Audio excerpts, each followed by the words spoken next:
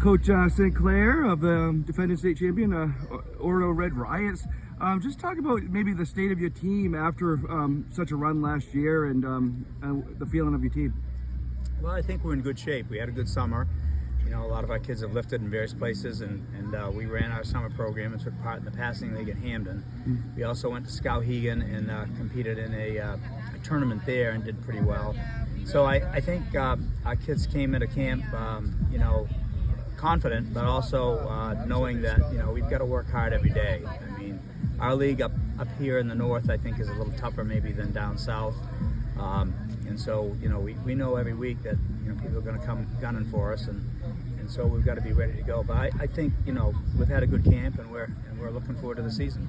Yeah, and you spoke of teams gunning for you, and obviously after the run you've been on the last two years, that's it's kind of like everybody's kind of playoff game when they come see you, right? Well, we remember 5 years when we were everybody's homecoming, and so it's kind of nice to experience the other side of it. But it came with a lot of hard work and a lot of commitment from a lot of kids and coaches. So, I mean, we understand it, and I think we're experienced. So we've grown some, not just physically, but I think emotionally and mentally we've grown into that role. So we believe our kids can handle that. And you have a lot of key players coming back, right? We do. We lost a lot. This is the second half of a group that was really special to us, and we couldn't wait for them to get here. And now when the other side, we're saying goodbye to them. They're going into the military and they're going to college and doing that stuff and coming home. But I think what this group has done is they've really recreated a love for football in Orono. So we're seeing more kids in the middle school come out. Our numbers are solid. We're at 32 right now. But last night it was nice. We had our first exhibition game at home, and everybody's talking football again in Orono, so that's always great to hear. And maybe some of the newcomers. Do you have any newcomers in that maybe able to step in? Well, they're not newcomers, but they're kids who who are maybe sophomores and couldn't quite crack the lineup because of the kids who were in front of them.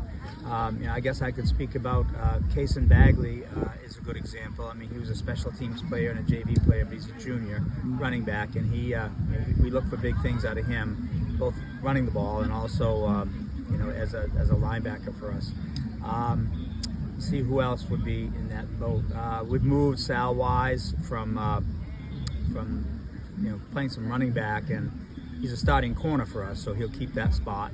But we've moved him on the offensive side to replace Case Walston, who is Pierce's younger brother and started for us, but he can't play. He hurt his shoulder in the state game last year, and by the time he finally went to a doctor and they diagnosed it, he's got to have surgery within the next few days. So we moved him. Brady Mayhew didn't play a lot of offense, played some, but he's kind of replaced Pierce at that spot. So we've been able to replace the kids who graduated with good players who were waiting in the wings, so to speak. And our our sophomore numbers are through the roof. So the good news is, I guess we're going to be around for a while, and that's good. Do you think the success in football can carry over, and also like basketball and other sports can carry over to these kids kind of have the momentum of feeling the winning and kind of wanting that? Oh, definitely.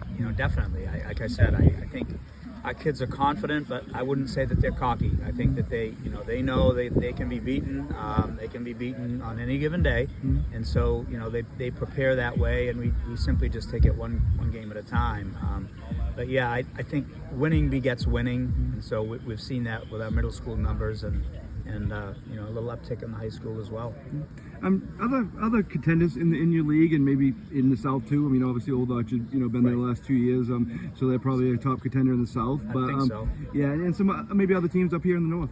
Yeah, I mean, it's I certainly think Stearns is going to be a strong team. I mean, they've been in the Eastern Maine Final now, maybe 5 years in a row. So I know they're hungry and they're talented. I think Dexter's young. I think, but they're going to improve. I was happy when I talked to Andrew that the numbers are coming back, and that's great. That's the first thing. Bucksport, we had a scrimmage with them, and they're tough kids too. So you know, I would think those teams. Holton's a bit of a mystery, but I would think if you're looking at teams that are going to be in fighting for the spots, you know, we're in there, and Stearns and Dexter and Bucksport, so it's kind of like the old LTC. All right. Well, thank you for your time. Okay, yeah.